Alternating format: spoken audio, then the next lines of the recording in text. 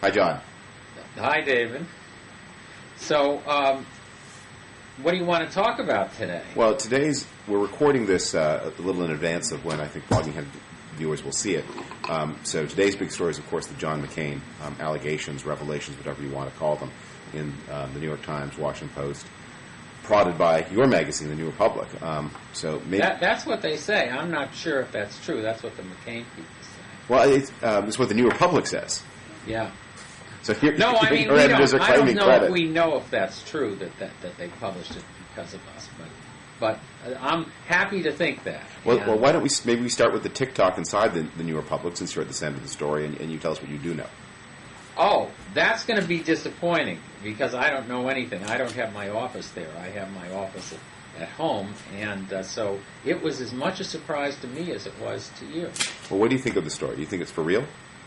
The story about McCain, well, I think it's for real the way they have it, but the details themselves don't all hang together. They don't really have a story about an affair. They have a story about what sounds like or might have been an affair between McCain and the lobbyist that people on his staff were worried about. But if you remember the Gary Hart story, when the Washington Post was going to publish that, they had people seeing him going in and out of the woman's house going in the evening and leaving in the morning, which is a fairly damning evidence. There's nothing like that whatsoever in the New York Times story. So what do we have? So the main thing seems to be the details about that he did favors for a lobbyist whom he had some kind of personal relationship with, and that's damning. That's going to be trouble for him. But beyond that, it's not clear what they have. Well, on a scale of damningness, with Gary Hart being, I guess, the nuclear eliminator. Out of the race, yeah. How damning is this? I mean, what? I'm the worst one to ask this because I thought the Monica Lewinsky thing would blow over in a week. So I never know. It all depends upon what other details come out, and whether there's other women involved, whether there's more other aspects to the lobbying relationship. If it just stops here, I'm not sure whether it's going to be a big story in September or October. Yes. Well, I mean, what do you think? Well, I think these things always have a couple of ingredients in them that bother me. One of them is that if you've ever sat on a jury, you have this experience of realizing that you're the decision maker, theoretically, and yet of all the people in the room, you're the one who knows least about what's going on. And when you read this kind of a story, as a voter, you think, okay, I'm a voter, I paid my 75 cents or whatever it is for a copy of the New York Times, and yet everybody involved with this knows more about what all of this means than I do.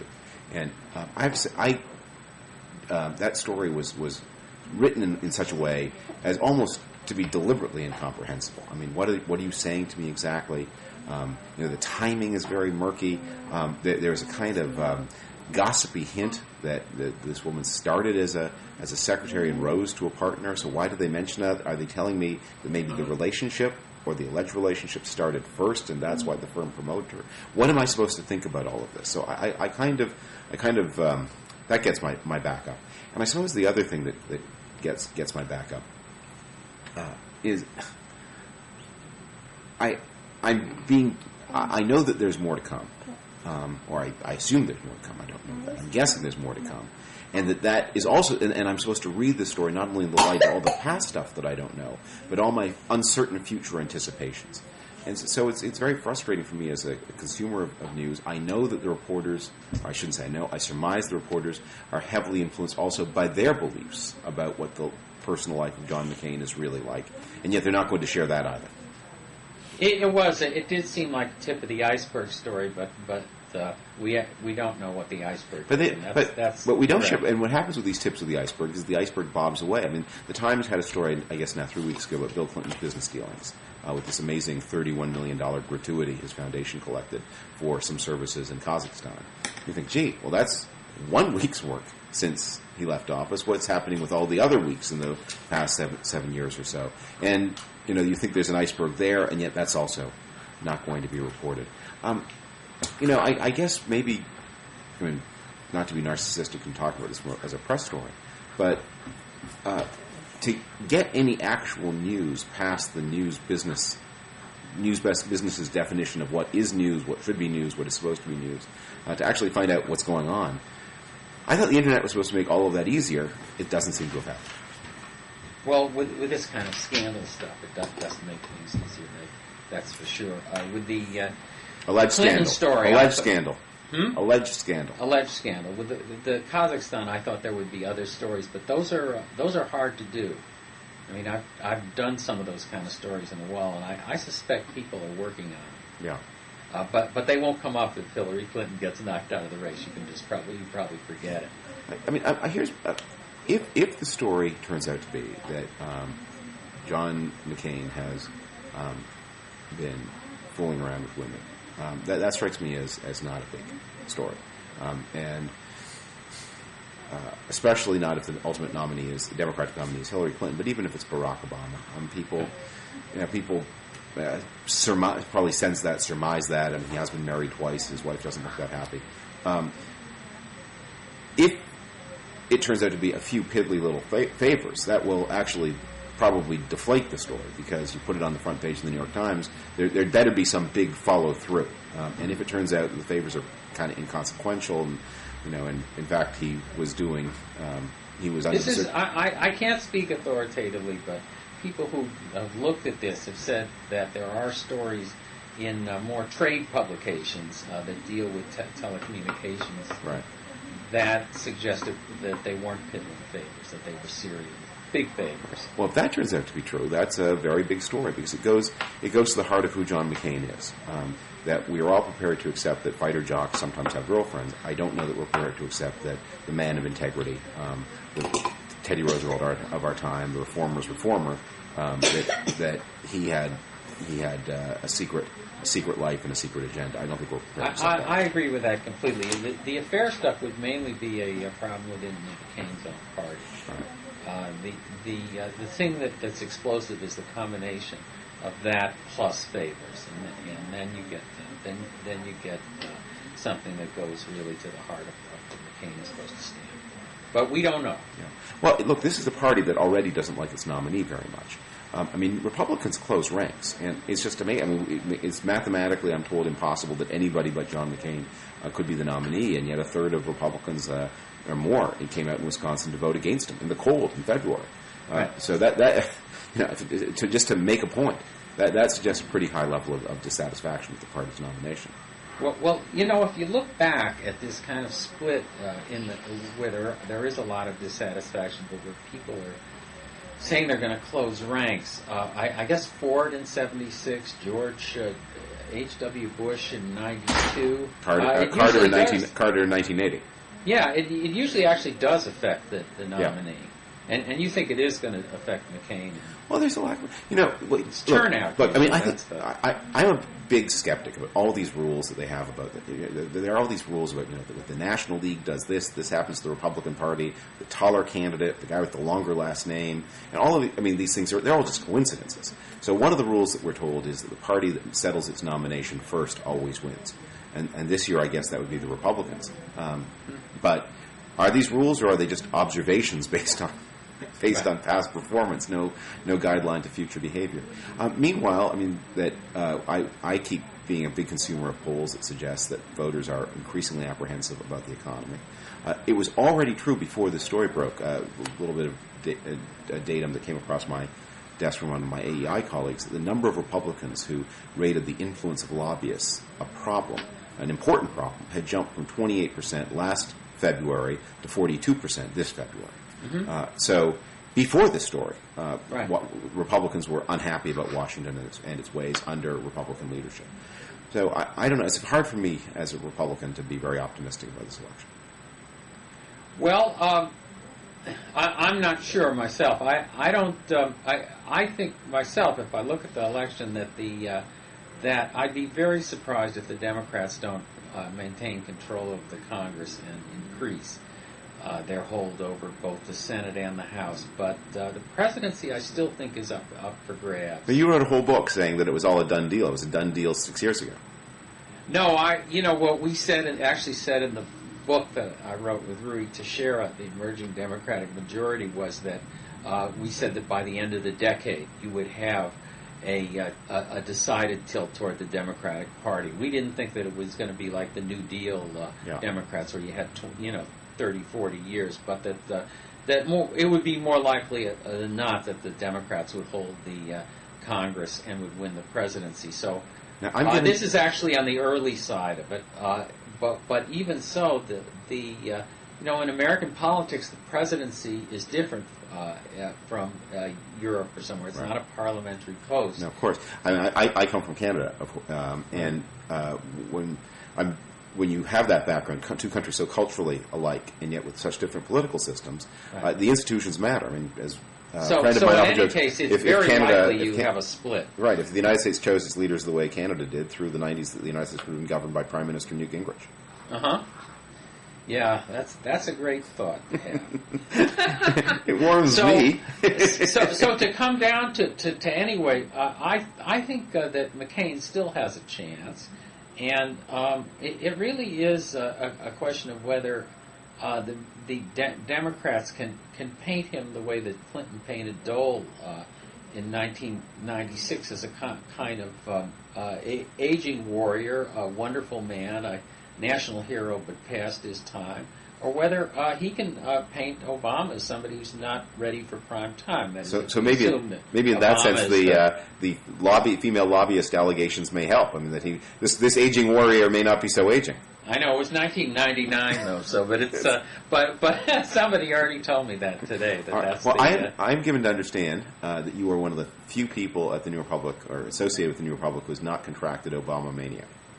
Well, to tell you the truth, I couldn't make up my mind, so I didn't vote this year. I was too split between them. I always took and I still do take the experience question very seriously. I've seen too many presidents screw up their first year and their second year, and I could name a whole a list of them. And they include Republicans and Democrats, and whoever's president's going to inherit a real mess in the Middle East.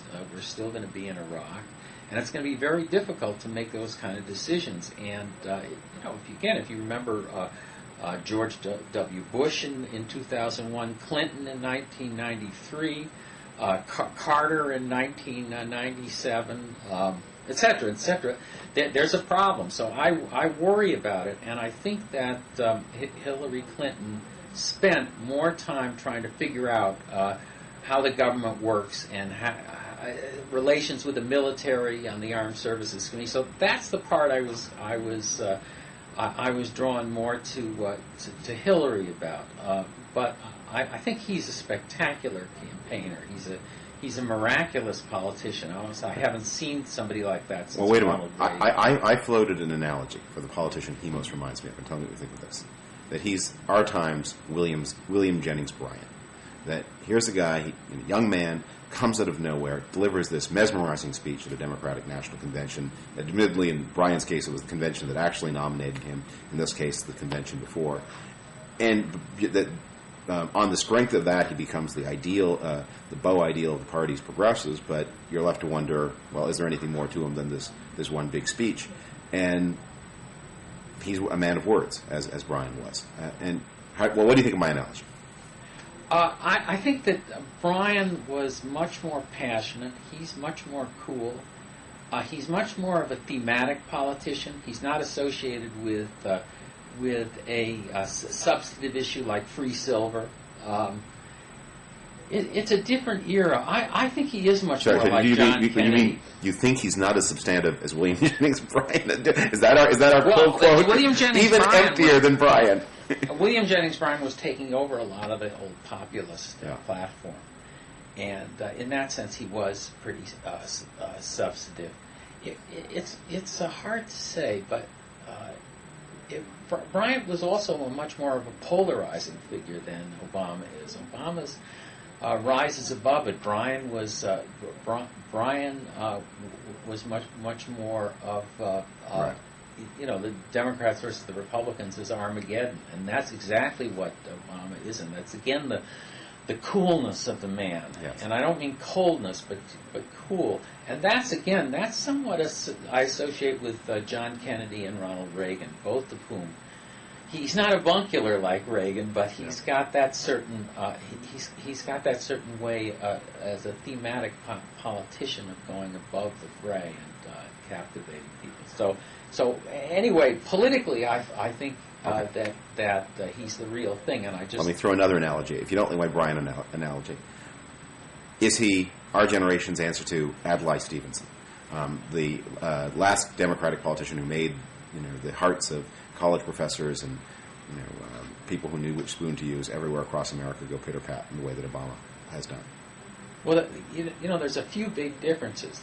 One difference is that he's an African American and he's partly again a Black American, but also an immigrant. So he's got a kind of peculiar combination that might make him that makes him a kind of person that people see the possibility of racial reconciliation that no politician has really brought. Can I stop you there? I think of all the arguments about Obama, I think that is the one that is the worst prophecy about the future. If Obama does win the Democratic nomination, goes on to win the presidency, there will be a spasm of racial euphoria in the United States. And then he's going to run into trouble, as presidents always do. And then he's going to make mistakes, as presidents always going to do, and always do. And he's going to develop enemies, and people are going to criticize him, often in very harsh and unfair ways, as always happens. And his supporters at that point, who have been actually quite restrained about not playing the race card, except for his wife, but most of his supporters, and he himself has been outstanding at resisting that. What happens then when they're faced with opposition, when they're faced with detraction, when they're faced with unfair comment or comment they regard as unfair? Will they play it then? And at that point, do you get the racial divisiveness that you have not seen to date? Well, look, that's possible, but again, we were talking about them as politicians and as candidates, and that that might happen, but that had no relevance to Stevenson. Again, Stevenson was a guy who had a guy from Alabama as his running mate, and he was going to get the South. Well, I suppose the point of my Bryan and Stevenson analogies is to get at just how much of the enthusiasm for him is about style and affect. The people who loved Ronald Reagan didn't love him because they loved the kind of person he was. They loved what he stood for. And even the people who loved John F. Kennedy actually loved what he stood for. That Kennedy was the Democrat who was going to free Democrats from the allegation that they were soft on national security, and he was going to, the Democratic Party had been through a dozen tough years from the Alger Hiss case onward, in which, although they were the party that had created the Cold War, or started the Cold War, resisted the Cold War, they were tainted with this allegation of being soft on communism, not willing to use force. So you get one of the leading, man from the family that's one of the leading supporters of Joe McCarthy, a war hero, and talks about the missile gap, and he just inoculates the party on the national security issue. He was a play to allay the party's greatest vulnerability in 1960. And he was a man where people really knew what he stood for. A very active policy in the Cold War that fused confrontation with the Russians with then some sympathy to anti-colonial movements as a way of strengthening the American side in the Cold War. I mean, Obama's not like that. I mean, what does Obama think about anything? I mean, let me do the Obama-Kennedy thing for you. It's not that he doesn't have opinions, but I would venture to say that if you were to stop 100 people coming out of an Obama rally, that there would be maybe 2 who could tell you what he thought about any particular concrete issue facing the country. Oh, I think that they could tell you about what his position was on Iraq. I think they could tell you he was for national health insurance right off the bat. He always says that in his rallies, and people always respond to it. And I think that there is I think in Kennedy you can't focus that much on the foreign policy side of it. That was important, but that was more that was like an inside baseball thing partly. Kennedy's running in 1960. There's been we're on the edge of starting of a recession. It's the third recession in a decade. There's a kind of stirring of discontent and the feeling that the country's going in the wrong direction. Sputnik's in the background. So there is this kind of feeling that America's going in the wrong, this kind of right direction, wrong direction, discontent that he's able to play upon, and the themes are remarkably the same. Change. We have to go look at the future and not the past. I have an article that's going to. I wouldn't.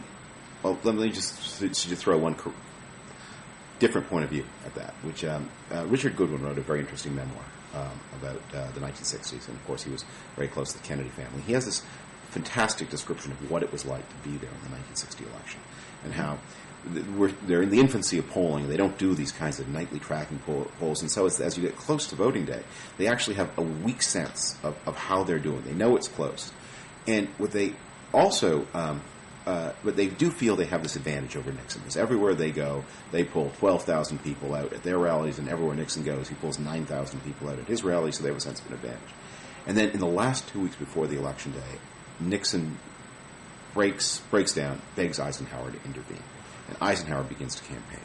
And suddenly, did I say there were 12,000 people at the Kennedy events? There are 50,000 people at the Eisenhower events, and they're confronted with that Eisenhower is just still in 1960, despite the savage recession of 1958, I mean, the most beloved, the most trusted, the most overwhelming figure in American life. Someone who, if he were on the ballot in 1960, would have crushed Kennedy. Right. The idea that there was massive discontent with the way things were. No, it wasn't massive, but there was a kind of feeling that the country, of doldrums.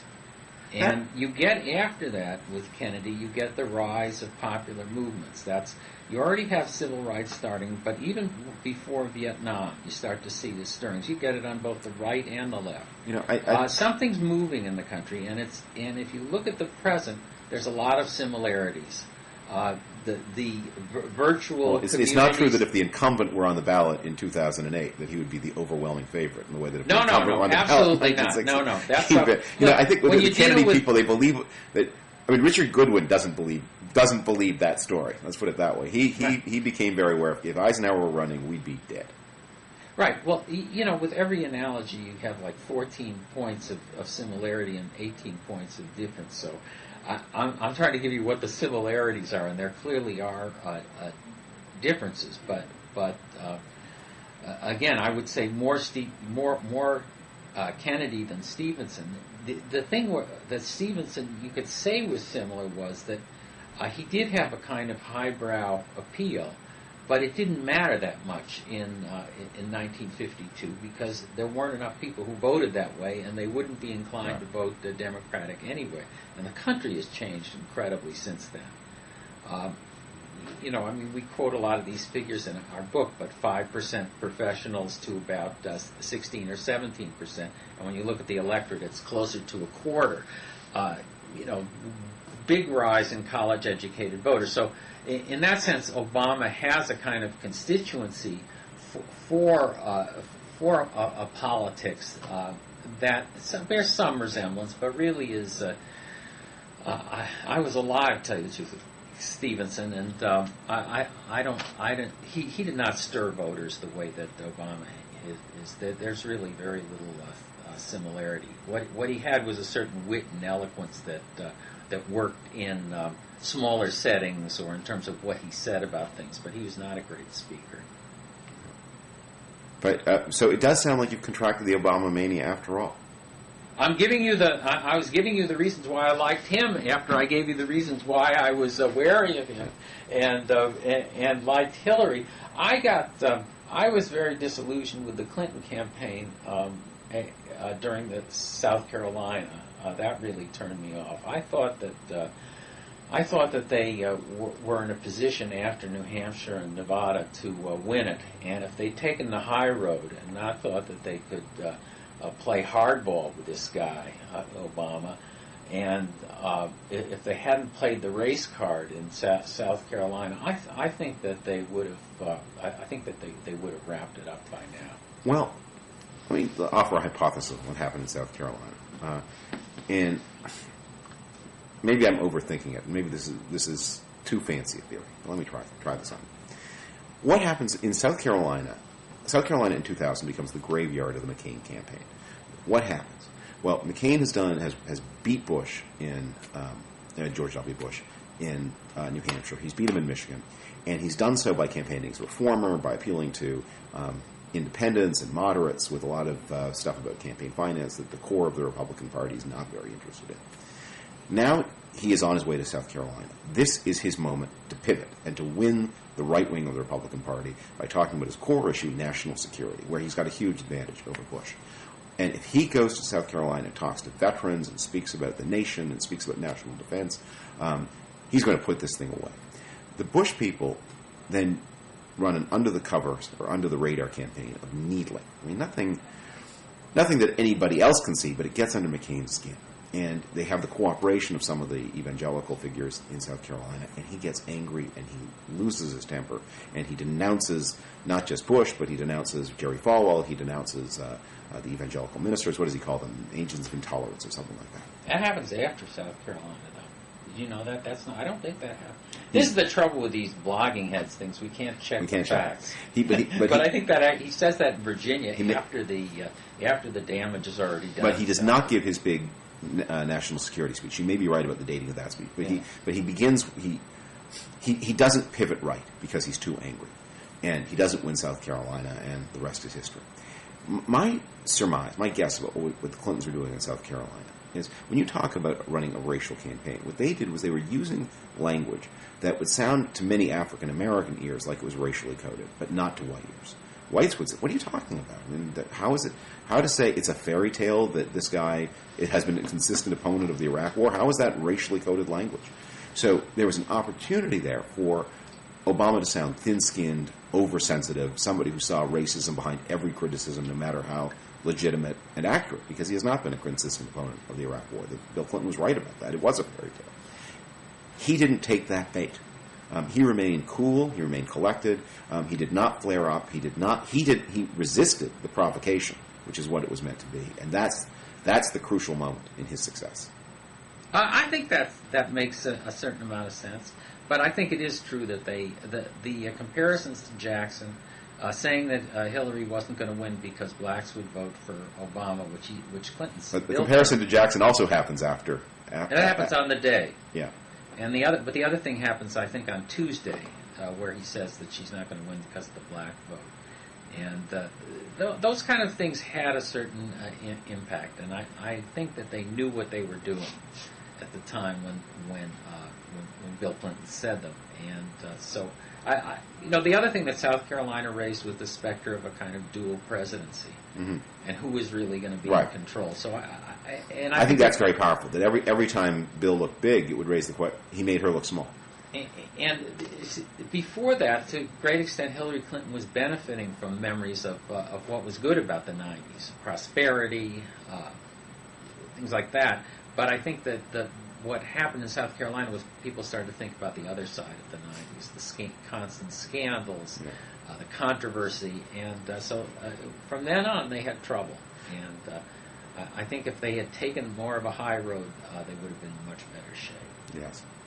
So, and I got worried at that point, and I think what also bothered me was that the idea that if she couldn't run a good campaign, really, what was her advantage in terms of experience over Obama, who has run just a spectacularly brilliant campaign? I mean, I'm not talking about the speeches, but the ground war, the air war, where to put your money. What to emphasize in particular states. Just a brilliant from. Well, let me ask you a question. Maybe this is what we should do with this last segment of this blogging hats, since we're playing political mastermind. One of the things I'm always struck by during these campaigns is when people watch the other party, they always have very clear ideas of what would be the sensible thing for the other party to do to exploit one's own vulnerabilities. I mean, every Republican I knew in 2004, we all agreed the best nominee for the Democrats in 2004 was Dick Gephardt. And I mean, there's probably obviously not very many Democrats shared that view. And we had clear ideas about the things that the Democrats could have done to win the 2004 election, which was very winnable. I mean, George Bush got what? I mean, I think it was the tightest incumbent. He was the tightest successful incumbent race of anybody since Harry Truman, and that was in a four-way race. Mm-hmm. And he did worse. I think he did worse than any Republican incumbent ever, going all the way back to Ulysses Grant. So we had the sense of that as being a vulnerable race. So the challenge to you is to say, all right, on the same theory that made me think that Gephardt was the guy for the Democrats in 2004, what's the best Republican strategy from here on out for 2008? And then I'll give you my suggestions if there's any time left about the Democrats. And the first thing I'll say is that I think the national polls are misleading. I think that people look and say, well, Obama's 6 points ahead of McCain, or right. Hillary Clinton is, or vice versa. Right. Those are completely You really have to look questions. at the states. And a lot of it's going to come down to, is it possible that this guy, McCain, could steal California? I think it's be very hard for Obama, for instance, to win Florida, or any of the big southern states, including Virginia. And I think McCain has a chance to do very well, obviously, in the Southwest. And I think he has an outside chance in California because of Republicans, independents, and Latinos. And so, put that in that's what I want to say is the prelude. In terms of how to run the campaign, the key thing is how he's going to deal with Iraq and the war. And I think he has to think of himself as this case is Eisenhower rather than as a warrior. And that he has to present himself as the person who is best able to get us out of there, not the person who was determined to stay in there indefinitely until we win. And you can do that without betraying your intentions in terms of what he wants to accomplish in Iraq. But I think that's the key thing, Eisenhower and Korea. Domestic policy, Schwarzenegger, Bloomberg. Environment. Be as centrist as he can possibly be without blowing out the Republican base, and you have a much better sense of how to maneuver in that respect than I do. But he has to move to the center, and he has to avoid clear links to the religious right. Not only because that inflames Democrats, because then a lot of the independents walk, including independents in the Southwest and the Rocky Mountains. So that's my advice. So that sounds like a pretty doable strategy. Well, that's why I say that when you ask me, I'm not ceding the presidential election to the Democrats. Yeah, well, I feel good because one of the big themes of the book I've just written is it's very hard to imagine how the Republicans win in 2008 without some very major changes. And actually, I would agree with you about most of the things they have to do, and the environment and healthcare being at the top of the list. Look, if McCain makes a promise to get out of Iraq at the top of his list, he will. That is the thing where he will lose the core of his support in the party. I mean, I think there's a way to do it, don't you think? It's not impossible to say that, and also to say that I'm the person who's going to accomplish it. Well, exactly, accomplish it. Success. It has to be. We're going to make a success of this. Eisenhower was always very hazy about what he was going to do in Korea, but he was Eisenhower. But people thought he was going to get us out, and that we would just be in there indefinitely. Well, but they should probably get them to put up a link to the "I will go to Korea" speech. There was a heavy feeling of intimidation about that too. Is I will get us out by threatening to use the atomic bomb against the Chinese. So that everybody wanted out of Korea because the war was a miscalculation and it was stalemated. And people were wondering about. I mean, Republicans were as unhappy about it as Democrats. In Iraq, Republicans believe, and this is one of the ways that maybe the two parties differ, that Republicans believe in 2008 we've seen success in Iraq, and this is not the moment to call it quits. And McCain.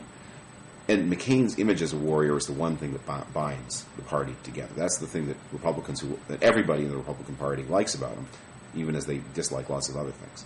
Mm-hmm. Let me offer my suggestion as to how the Democrats can win, although I think it may be too late for this. But with McCain as the nominee, the immigration issue is just lying on the table, waiting for somebody to pick it up. It is so over. It is a true wedge issue in the sense that it splits the Republican Party.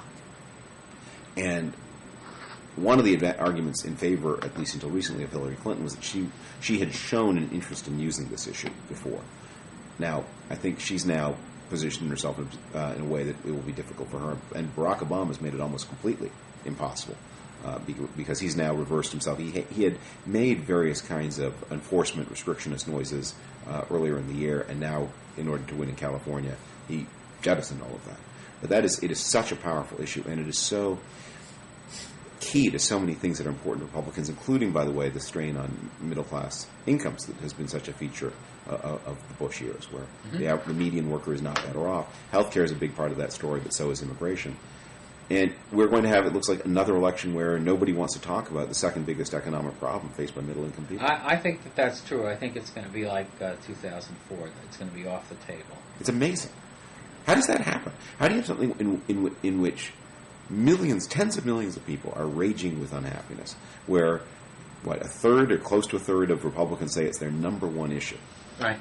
And we don't even get to talk about it. You might have had a third party if people had known that McCain was going to be the nominee, but it was such a freaky process by which he got it. But there were so many. But we can't have a third party because,